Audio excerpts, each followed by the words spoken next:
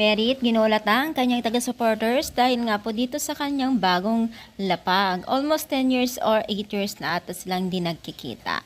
So bago natin pagpatuloy ng ating pag-support today's video, kung bago ka pa lang sa aking channel, please subscribe po, like, and pakit na rin po natin guys ang notification bell upang ma-update po tayo tuwing ako pinag-upload patungkol sa Team Kalingap. And please support po natin ang buong Team Kalingap.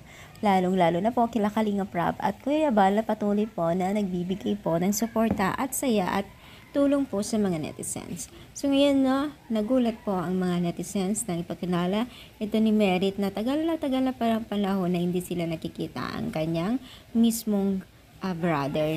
Tignan nyo naman ang saya ni Merit dahil nakapunta sa Maynila na kung saan nagtatrabaho ang kanyang brother.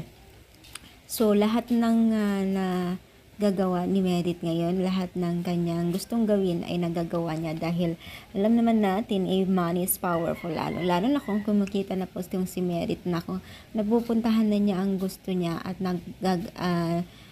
nagagalaw or nabibili na rin po niya ang kanyang mga gusto.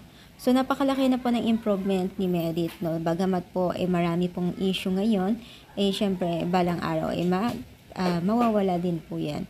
So, kaso nga lang talaga ay may mga bagay-bagay na ilalabas pagdating kay Merit, pero pag-pray na lang natin ang mga pangyayari. Siguro may mga misunderstanding lang, mga ganun, pero kailangan din talagang pagsabihan at itama ang mali. That's the right way para sa katahimikan ng lahat, diba? So, sana maging aware din tayong lahat at supportahan natin ang bawat isa and be think positive and be happy. And, syempre, i-support po natin sila. Thank you so much, mga power, and God bless.